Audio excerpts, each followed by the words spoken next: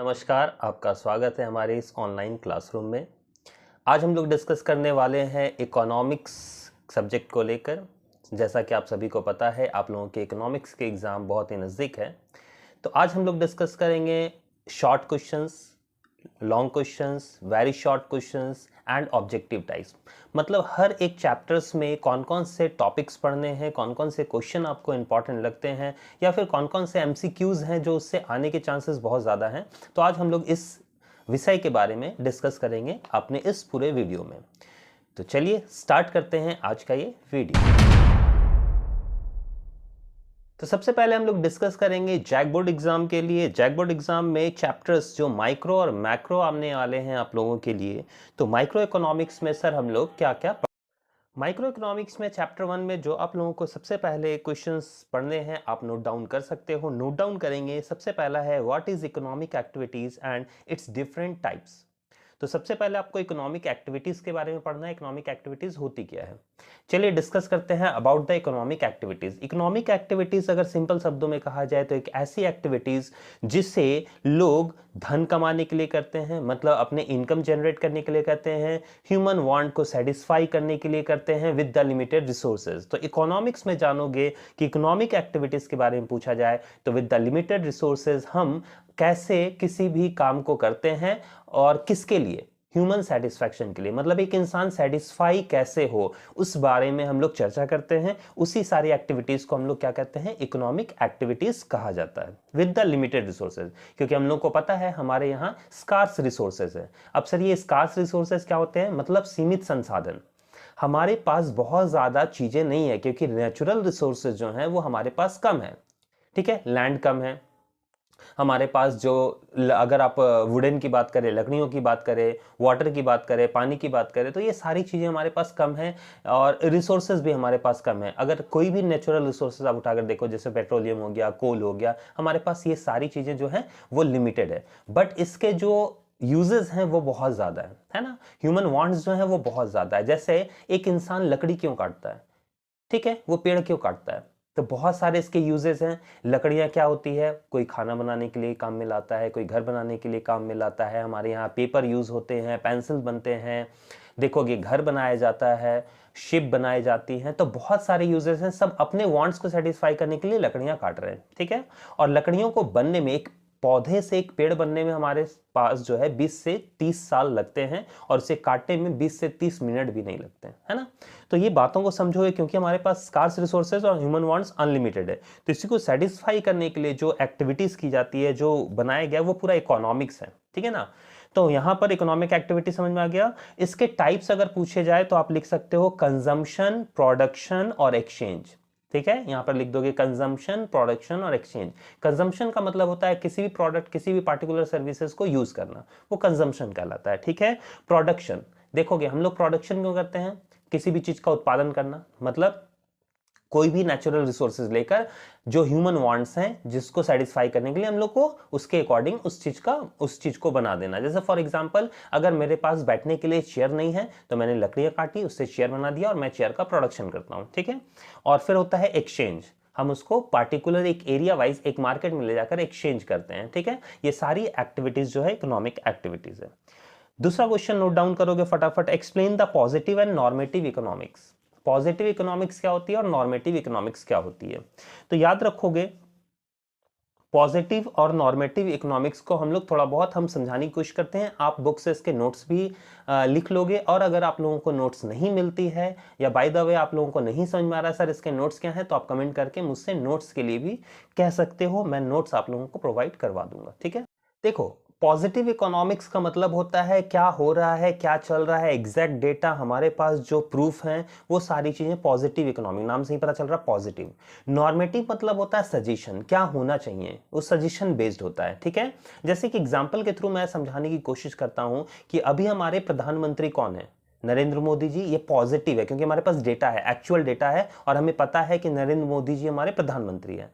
अगला प्रधानमंत्री कौन बनेगा, तो हो सकता है कि सर मोदी जी बने, राहुल गांधी बने, योगी जी बने या फिर केजरीवाल जी बने, तो बहुत सारे हमारे पास नाम है। अब सबके जो सजेशन होंगे वो अलग अलग होंगे, अलग अलग बेस्ड पर होंगे। तो जो भी चीजें फैक्ट बेस्ड है वो पॉजिटिव है, जो फैक्ट बेस्ड नहीं है, जो सजेशन बेस्ड है, वो नॉर्मेटिव इकोनॉमिक्स है। जो क्या हुआ है और क्या हो रहा है वो पॉजिटिव है, क्या होगा, व्हाट आउट टू बी, वो क्या है, नॉर्मेटिव है। तो इसका जो आप लोग डेफिनेशन है वो कर लोगे, बहुत इंपॉर्टेंट है। उसके बाद अगर आप लोगों को पढ़नी है तो आप लोग पढ़ लोगे distinguish between micro and macro economics. देखो इकोनॉमिक्स को दो पार्ट में, इकोनॉमिक्स जो है ना वो प्रॉब्लम ऑफ चॉइस है, ठीक है ना, क्योंकि ह्यूमन वांट्स आर अनलिमिटेड, कोई भी इंसान बहुत ज्यादा कुछ चाहता है। अब उसको समझना बहुत ही डिफिकल्ट हो गया था, इसलिए रैगनर फ्रिश ने, याद रखोगे, रैगनर फ्रिश ने इसको दो पार्ट में डिस्ट्रीब्यूट कर दिया था, एक माइक्रो इकोनॉमिक्स, दूसरे को मैक्रो इकोनॉमिक्स में, ठीक है। अब माइक्रो इकोनॉमिक्स कहलाता है इंडिविजुअल। अगर हम लोगों को किसी भी चीज को इंडिविजुअली सर्च करना हो, एनालाइज करना हो, तो हम लोग माइक्रो इकोनॉमिक्स पढ़ेंगे। अगर उसको ओवरऑल सर्च करना हो, ओवरऑल पढ़ना हो, ओवरऑल समझना हो, तो उसको हम लोग मैक्रो इकोनॉमिक्स से बुक्स में पढ़ेंगे। जैसे फॉर एग्जाम्पल मान लो कि हम लोग इंडिविजुअल किसी भी कंपनी के बारे में बात कर रहे हैं, इंडिविजुअल किसी भी फर्म के बारे में बात कर रहे हैं, ठीक है। या फिर ऐसे में कह सकता हूं कि अगर मैं बासमती राइस के बारे में बात करूं, ठीक है, तो इंडिविजुअल बासमती राइस के बारे में बात हो रही है, तो वो माइक्रो इकोनॉमिक्स का पार्ट हो गया, ठीक है। अगर ओवरऑल एग्रीकल्चर के बारे में बात हो रही है, सिर्फ चावल, देखो यहाँ चावल में भी पार्टिकुलर मैंने बासमती राइस की बात की थी, अब यहां पर बात हो रही है पूरा ओवरऑल, सारी चीजों की बात हो रही है। तो ओवरऑल एग्रीकल्चर की बात की जाए तो वो क्या हो गया, मैक्रो इकोनॉमिक्स हो गया। आप लोगों को क्या पढ़ लेना है, what is mean by the scarcity in economics, ये शॉर्ट में आ सकता है। स्कार्सिटी मैंने बता दिया, कमी, किसी भी रिसोर्सेज की, नेचुरल रिसोर्सेज की, ह्यूमन रिसोर्सेज की, स्कार्सिटी मतलब हो जाती है कमी हमारे पास, क्योंकि अल्टीमेटेड कह सकते हो यूजेस है, वांट्स हैं, हम लोग बहुत सारी चीजों को चाहते हैं, जैसे इलेक्ट्रिसिटी। इलेक्ट्रिसिटी की इतनी कमी क्यों है, लाइट इतनी कटती क्यों है, क्योंकि नॉर्मली अगर इलेक्ट्रिसिटी की बात की जाए तो आप क्या सोचोगे, बिजली क्यों यूज की जाती है, फैन चलाने के लिए, बल्ब जलाने के लिए, ठीक है, नॉर्मल सेंस में। बट अभी देखोगे एसी भी चल रहे हैं, अभी देखोगे ओवेंस भी चल रहे हैं, अभी देखोगे हीटर भी चलाए जा रहे हैं, अभी देखोगे कि बहुत सारे लोग जो हैं वो बहुत सारी मशीन जो है, एक्स्ट्रा मशीन जो है, कारपेंटर्स हो गए या फिर बहुत सारी मशीनें जो हैं वो क्या है, वो इलेक्ट्रिसिटी से ही चल रही है। लेकिन कंजम्पशन की बात की जाए तो नॉर्मल इंसान क्या सोचेगा कि इलेक्ट्रिसिटी किस में यूज होगी, तो बल्ब जलाने में, फैन चलाने में, ये सारी चीजों में यूज होगी। बट क्योंकि ऑल्टरनेटिव यूजेस आ गई है, बहुत ज्यादा हमारी खपत हो रही है, इसलिए हम लोगों की कमी हो जाती है और हम उसको फुलफिल नहीं कर पाते, ठीक है। तो ये सारी प्रॉब्लम क्रिएट होती है। तो स्कार्सिटी मतलब समझ गए, कमी। नेक्स्ट क्या है, what is opportunity cost. Opportunity cost का डेफिनेशन लिख लोगे। हम अपॉर्चुनिटी, अपॉर्चुनिटी मतलब होता है मौका, जो हमारे हाथ से गवा देते हैं, ठीक है ना। मौका जो है वो, अगर हम लोग देखो, मौका जो है ना वो सबके पास आता है, सबके दरवाजे को खटखटाता है, नॉक करता है। बट कुछ लोग होते हैं जो एक्टिव होते हैं, उसको समझकर अपॉर्चुनिटी बनाकर उसको फुलफिल कर लेते हैं। बट कुछ लोग डॉर्मेंट होते हैं, आलसी होते हैं, वो नहीं समझ, अच्छा बाद में कर लेंगे ना। जैसे अभी अभी हम लोग ये इस वीडियो के बारे में चर्चा कर रहे हैं, कुछ लोग होंगे एक्टिव, उसके थ्योरीज निकाल कर पढ़ लेंगे, हो सकता है कि इंपॉर्टेंट क्वेश्चन यही सारे एग्जाम में आ जाए, ठीक है। तो कुछ लोग एक्टिव होंगे, उन लोगों को लगेगा अच्छा वहां था। अब बात करें बाकी लोगों की, दौर में अच्छा पढ़ लेंगे ना, अच्छा कर लेंगे ना, लेकिन जिस दिन एग्जाम में यही सारे क्वेश्चंस आएंगे तो उनको लगेगा अरे वो पढ़ लेते, उस दिन वो वीडियो देख लेते तो हमारे लिए अपॉर्चुनिटीज होती। तो ये चीजें याद रखोगे। अपॉर्चुनिटी का मतलब होता है फॉरगॉन, जो हम लोग जिसे पाने के लिए, जिसको हम लोगों ने छोड़ दिया, जिस चीज को पाने के लिए जिस चीज को हमने छोड़ दिया, वो हमारी अपॉर्चुनिटी कॉस्ट कहलाती है, ठीक है। आगे की बात की जाए तो देखोगे define capitalist, socialist and mixed economy. Economy के तीन पार्ट है, कैपिटलिस्ट, सोशलिस्ट और मिक्स्ड इकोनॉमी। तो मैं शॉर्ट में बता दूं, कैपिटलिस्ट इकोनॉमी वैसी इकोनॉमी होती है जिसमें जो भी कह सकते हो इकोनॉमी को कंट्रोल और हैंडल करते हैं प्राइवेट सेक्टर, ठीक है। कैपिटल मतलब हो गई पूंजी, तो याद रखोगे, ऐसे याद रखोगे, पूंजी लगाते हैं फायदे के लिए, ठीक है। तो कैपिटलिस्ट इकोनॉमी हमेशा जो है वो प्राइवेट सेक्टर चलाती है, कंट्रोल करती है, मैनेज करती है, और वो अपने पूरी इकोनॉमी को चलाती क्यों है, प्रॉफिट अर्निंग के लिए। तो प्रॉफिट अर्निंग के लिए अगर पूरी मार्केट काम कर रही है तो वो कैपिटलिस्ट इकोनॉमी है, ठीक है। दूसरा आती है सोशलिस्ट, नाम से ही समझ में आ रहा है समाज। तो किस समाज के बारे में कौन सोचती है, गवर्नमेंट, प्राइवेट सेक्टर नहीं। तो पूरी इकोनॉमी को अगर गवर्नमेंट कंट्रोल करे तो हमारी सोशलिस्ट इकोनॉमी कहलाती है, ठीक। और तीसरी आती है मिक्स्ड, जहां प्राइवेट सेक्टर भी रोल प्ले करती है और गवर्नमेंट सेक्टर भी रोल प्ले करती है, मतलब दोनों मिलकर उस पूरी इकोनॉमी को कंट्रोल करती है, हैंडल करती है, चलाती है, तो मिक्स्ड इकोनॉमी कहती है। जैसे अगर आपको ऑब्जेक्टिव में पूछा जाए कि इंडिया में कौन सी इकोनॉमी है, तो याद रखोगे मिक्स्ड इकोनॉमी काम करती है, जहां प्राइवेट सेक्टर और गवर्नमेंट सेक्टर दोनों मिलकर साथ में काम करते हैं। नेक्स्ट आप लोगों को पढ़ लेनी है what is the central problem of an economy. ठीक है, सेंट्रल प्रॉब्लम मैं बता दूं 3 है हमारे यहाँ। What to produce, how to produce, for whom to produce. क्या उत्पादन किया जाए, कैसे उत्पादन किया जाए और किसके लिए उत्पादन किया जाए। देखो ये सेंट्रल प्रॉब्लम है, पूरे गवर्नमेंट को ये प्रॉब्लम आती है सेंट्रली कि हम लोगों को प्रोडक्शन, क्योंकि हमारे पास लिमिटेड रिसोर्स हैं। देखो ज़मीन हमारे पास बहुत कम है। अगर हम बात करें प्रोडक्शन की, खेती की ही बात कर ली जाए तो हमारे पास ज़मीन बहुत कम है। उस ज़मीन में हम लोगों को रहना भी है, खाना भी है और क्या है, प्रोडक्शन भी करना है, खेती भी करनी है। ठीक है, तो अब खेती किया जाए तो किस प्रोडक्ट का किया जाए। पार्टिकुलर एक ज़मीन तो एक चीज़ के लिए बनी नहीं होती है, अलग अलग फर्टिलिटीज़ होती है, अलग अलग चीज़ें होती है। तो अब किसकी, तो आप बोलोगे सर जिसकी डिमांड ज़्यादा है वो बनाए। अगर जिसकी डिमांड, मान लो सपोज दैट चावल की डिमांड ज़्यादा है और सारे लोग चावल ही बना रहे हैं, तो बाकी चीज़ें कौन बनाएगा। ठीक है, तो प्रॉब्लम्स आती है व्हाट टू प्रोड्यूस, हम लोग प्रोडक्शन क्या करें, क्योंकि हमारे पास बहुत सारी चीज़ें हैं। ठीक है, दूसरा है फॉर व्हाट टू प्रोड्यूस, फिर है how to produce. How to produce का मतलब होता है कि अगर हम लोग चूज भी कर ले कि चलो हम लोग को चावल का प्रोडक्शन करना है, बासमती राइस प्रोड्यूस करनी है, तो हम कैसे प्रोडक्शन करें। कैसे में आता है 2, याद रखोगे आप, पॉइंट को नोट डाउन करोगे। कैसे प्रोडक्शन करें में 2 आता है। ठीक है, एक आता है आपका लेबर इंटेंसिव टेक्निक और दूसरा आता है capital intensive technique. Labour intensive technique का मतलब होता है कि अगर हम लोगों को प्रोडक्शन करनी है तो हम लोग लेबर से काम करवाएं या मशीन से काम करवाएं। अगर हम लोग लेबर से काम करवाते हैं तो लेबर इंटेंसिव टेक्निक हो गया, अगर हम मशीन से काम करवाते हैं तो कैपिटल इंटेंसिव टेक्निक हो गया। अब बोलोगे सर प्रॉब्लम क्या है, प्रॉब्लम इज दैट कि अगर हम सिर्फ और सिर्फ लेबर से काम करवाते हैं तो काम बहुत स्लो होगा, काम बहुत अच्छा परफेक्शन में नहीं होगा और कॉस्ट बहुत हाई होगा। दूसरा, अगर हम लोग लेबर से ना करवा के मशीनों से करवाते हैं तो फिर अनएम्प्लॉयमेंट जनरेट होगा। ठीक है, तो अब इसको कैसे मिलाकर कैसे काम किया जाए, तो ये हम लोगों का प्रॉब्लम आ जाता है कि कैसे किया जाए। और लास्ट होता है फॉर हुम टू प्रोड्यूस, किसके लिए प्रोडक्शन किया जाए। हमारे पास बहुत सारे सेक्शन है सोसाइटी में, लोअर सेक्शन, अपर सेक्शन, मिडिल सेक्शन। तो हम लोग अमीर आदमी के लिए बनाए, मिडिल मैन के लिए बनाए, लोअर सेक्शन के लिए बनाए, गरीबों पे ध्यान दें, ये किसके लिए सेक्शन, किसके लिए प्रोडक्शन किया जाए। तो ये सारी चीजें हम लोगों के पास प्रॉब्लम आती है। तो पहला हो गया व्हाट टू प्रोड्यूस, दूसरा हो गया हाउ टू प्रोड्यूस, तीसरा हो गया और whom to produce, central problem of an economy. देखो ये इंडिविजुअली भी क्वेश्चन आ सकता है शॉर्ट में कि व्हाट टू प्रोड्यूस एक्सप्लेन करना है आप लोगों को, क्या उत्पादन किया जाए, या फिर ऐसे भी आ सकता है कि सेंट्रल प्रॉब्लम ऑफ इकोनॉमी क्या होती है। ठीक है, तो आप इसको ऐसे रिवाइज कर लोगे, पूरा का पूरा थ्योरीज आप इसको लिख लोगे। नेक्स्ट क्वेश्चन की बात की जाए तो वह है why does the production possibility curve become concave to the origin. देखो प्रोडक्शन पॉसिबिलिटी कर्व क्या होता है, इसके बारे में मैंने अपने एक वीडियोस में चर्चा कर रखी है, जिसका लिंक आपको स्टार्टिंग में या एंड में आपको मिल जाएगा। तो आप इन दोनों में देख सकते हो, मैंने उसमें पूरे प्रोडक्शन पॉसिबिलिटी कर्व को समझा रखा है, ये होता क्या है, और इंडिफरेंस कर्व को भी समझा रखा है, ये होता क्या है, वो कैसे कॉन्केव बनाता है या कॉन्वेक्स बनाता है, ये सारी चीजें आप लोग याद रखोगे। ये आपके ऑब्जेक्टिव्स में भी आ सकते हैं। ठीक है, तो पहले पीपीसी की बात की जाए तो पीपीसी जो है वो सेंट्रल प्रॉब्लम का एक सॉल्यूशन है। सेंट्रल प्रॉब्लम में क्या था, प्रोडक्शन क्या किया जाए। जैसे गवर्नमेंट के पास अगर पैसा है, देखो बजट अभी पास हुआ, उसके पास पैसा आया, अब वो क्या करेगा, किस पे इन्वेस्ट करेगी। तो मान लो कि वो पब्लिक गुड्स बनाए या फिर लग्जरी, देखो जैसे नेसेसरी गुड्स, अगर रोटी कपड़ा मकान पे ध्यान दे, लोगों पे ध्यान दे, या फिर लग्जरी आइटम्स के पे ध्यान दे, वो बनाए, कार बनाए, एसी बनाए, फ्रिज बनाए। ठीक है, या फिर ऐसा समझ लो कि स्कूल कॉलेज बनाए या पार्क बनाए या मॉल बनाए। आप लोग बोलोगे सर स्कूल कॉलेज बनाइए, तो स्कूल कॉलेज बनाएंगे तो फिर आप लोग मॉल में कहाँ से घूमने जाओगे, आप लोग बोलोगे सर मॉल में भी तो जाते हैं घूमने के लिए।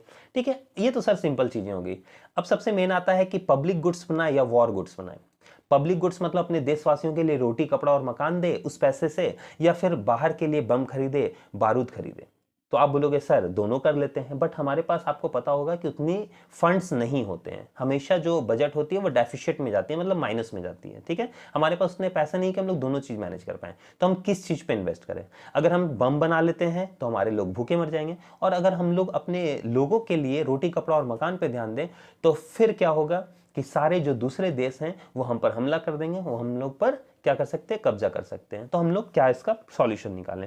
ठीक है, तो इसके सॉल्यूशन के लिए आता है production possibilities curve. Production possibility curve होता है combination of two goods.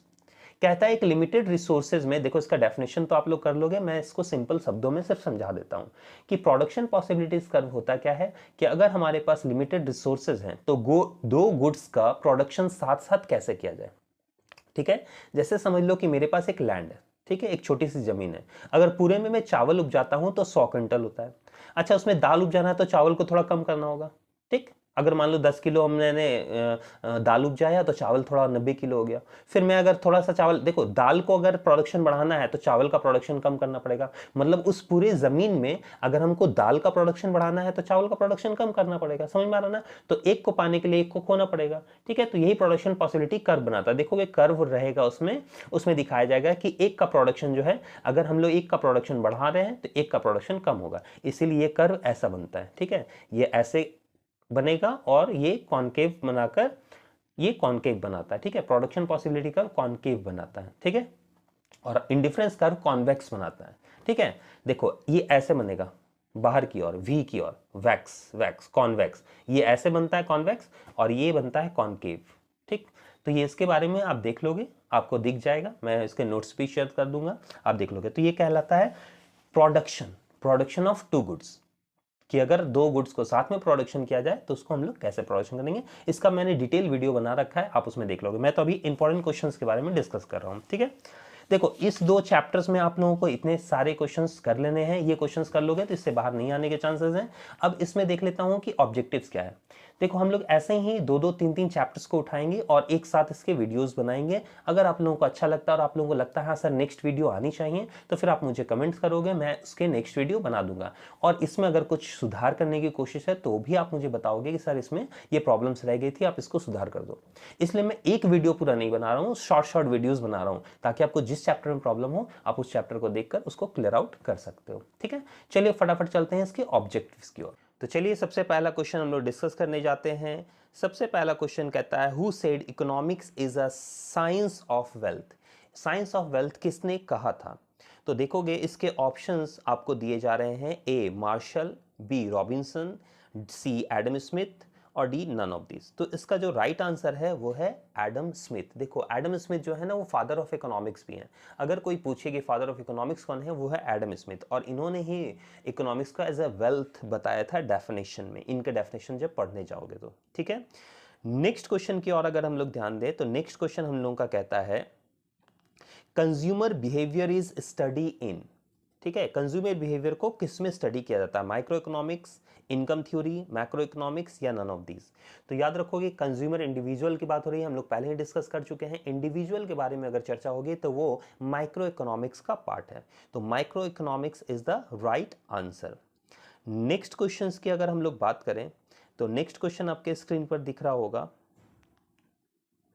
Which of the following is study under the macro economics. अभी हम लोगों ने चर्चा की थी इंडिविजुअल माइक्रो में, ओवरऑल मैक्रो में। तो इसका जो ऑप्शंस है वो है national income, full employment, total production, all. दिख रहा होगा सब में टोटल टोटल है, तो आपको यहां से गैस हो गया कि टोटल है मतलब ओवरऑल सारी चीजें। नेशनल इनकम जानते हो राष्ट्रीय आय, पूरे देश की आय, ओवरऑल हो गया। फुल एम्प्लॉयमेंट, टोटल एम्प्लॉयमेंट, ये तो हो ही गया, टोटल लिखा हुआ ही है। और लास्ट है ऑल, तो इसका राइट आंसर क्या होगा? ऑल। नेक्स्ट क्वेश्चंस की बात की जाए तो नेक्स्ट क्वेश्चन देखोगे, कहता है which of the following is a source of production. हमारा प्रोडक्शन करने के लिए हम लोगों को किस किस चीजों की जरूरत होती है?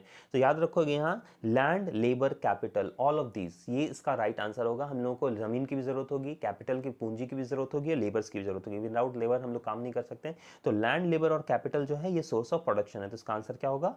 ऑल। इसका राइट आंसर है ऑल। चलिए नेक्स्ट की क्वेश्चंस की बात की जाए तो नेक्स्ट क्वेश्चन पे हम लोग ध्यान देंगे। नेक्स्ट कहता है which economist divided economy in two branches. हम लोगों ने स्टार्टिंग में ही डिस्कस किया था कि इकोनॉमिक्स को दो पार्ट में बांटा गया था, माइक्रो इकोनॉमिक्स और मैक्रो इकोनॉमिक्स, और इसको बांटा किसने है? रैगनर फ्रिश ने। तो यहाँ देखो ऑप्शन में रैगनर फ्रिश है, हाँ सर, यहाँ पर दिख रहा है C, Ragnar Frisch is the right answer. चलिए नेक्स्ट की बात की जाए तो नेक्स्ट क्वेश्चन हम लोग का कहता है who was the father of economics. अभी हम लोगों ने डिस्कस किया, जल्दी जल्दी बताओ फादर ऑफ इकोनॉमिक्स कौन है? Adam Smith. एडम स्मिथ जो है वो फादर ऑफ इकोनॉमिक्स है। ठीक है, चलो फटाफट, बहुत अच्छे आंसर दे रहे हो। Next, to which factor economic problem is basically related to. Economic problem कहां से आता है? प्रॉब्लम ऑफ चॉइस, याद है? Choice, consumptions, consumer selections, firm selections, none of this. तो आपको पता है प्रॉब्लम ऑफ चॉइस, हमारे पास बहुत सारे यूजेस हैं, ऑल्टरनेटिव यूजेस हैं, हम लोगों को चॉइस में प्रॉब्लम होती है, इसलिए जो इकोनॉमिक प्रॉब्लम है बेसिकली वो रिलेटेड किससे है? प्रॉब्लम ऑफ चॉइस से। तो इसका राइट आंसर क्या होगा? चॉइस। चलिए नेक्स्ट क्वेश्चन की बात की जाए तो नेक्स्ट कहता है विच इकोनॉमी हैज अ को existence of the private and public sector. Private sector और पब्लिक सेक्टर मतलब गवर्नमेंट सेक्टर, जो प्राइवेट और गवर्नमेंट दोनों मिलाकर काम करे तो वो कौन सी इकोनॉमी है, जल्दी फटाफट बताओ इसमें से कौन सा होगा। कैपिटलिस्ट होगा, सोशलिस्ट होगा, मिक्स्ड होगा, नन ऑफ दिस होगा। तो हम लोगों ने पहले ही डिस्कस कर रखा है, कैपिटलिस्ट मतलब प्राइवेट सेक्टर काम करती है, सोशलिस्ट मतलब गवर्नमेंट सेक्टर काम करती है, और मिक्स्ड मतलब दोनों मिलकर। तो यहाँ बोल रहा है दोनों मिलकर, तो इसलिए इसका राइट आंसर क्या होना चाहिए, बहुत अच्छे, मिक्स्ड इकोनॉमी। नेक्स्ट की बात की जाए, नेक्स्ट क्वेश्चन कहता है the main objective of a socialist economy is, ठीक है, सोशलिस्ट, अभी हम लोग बात कर रहे थे सोशलिस्ट इकोनॉमी की। सोशलिस्ट इकोनॉमी मतलब गवर्नमेंट सेक्टर है ना, पब्लिक सेक्टर। तो पब्लिक सेक्टर पे ध्यान देना, जैसे यहां पर ऑप्शन देखो, maximum production, economic freedom, earning profit या मैक्सिमम पब्लिक वेलफेयर। तो आपको दिख ही रहा होगा मैक्सिमम पब्लिक वेलफेयर की बात हो रही है, तो इसका आंसर क्या होना चाहिए sir, D is the right answer. ठीक है, चलिए आगे की ओर बढ़ते हैं। नेक्स्ट क्वेश्चन कहता है the slope of production possibility curve fall. मैंने बताया था प्रोडक्शन पॉसिबिलिटी कर्व जो है वाई एक्स से बनाती है ऐसे, टॉप टू बॉटम, ठीक है। कौन सा बनाती है, कॉनकेव या कॉन्वेक्स। तो कॉन्वेक्स तो ऐसे बनता है वी की तरह, ऐसे बाहर की ओर रहेगा। कॉनकेव जो है वो ऐसे बनाता है। तो याद रखो कॉनकेव बनाती है, टॉप टू द बॉटम बनाती है। तो देखो इसमें टॉप टू द बॉटम है, हाँ सर, सी आंसर है, from top to the bottom is the right answer. Production possibilities curve के बारे में डिस्कस कर चुके हैं। नेक्स्ट कहता है mention the name of the curve which show the economic problem.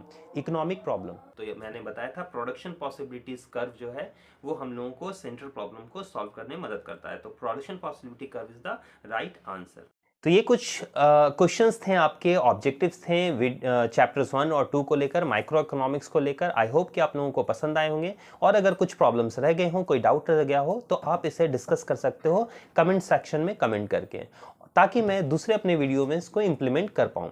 और अगर आप लोगों को नोट्स भी प्रोवाइड नहीं हो रही है तो आप इसके लिए भी मेंशन कर सकते हैं, मैं प्रोवाइड करवा दूंगा। तो एग्जाम से पहले हम लोग पूरी की पूरी जैकबोर्ड्स पैटर्न पर ये पूरे वीडियोस को लेकर आ रहे हैं, माइक्रो इकोनॉमिक्स और मैक्रो इकोनॉमिक्स का कॉम्बिनेशंस। इसमें मैं न्यूमेरिकल्स को ही बताऊंगा, और जो भी short question, very short question या लॉन्ग क्वेश्चन आने के चांसेस है, ये सारे मैं डिस्कस करूंगा। तो चलो वीडियोस को आज हम लोग यहीं पर समाप्त करते हैं और मिलते हैं अपने नेक्स्ट वीडियो में। तब तक के लिए धन्यवाद, बाय।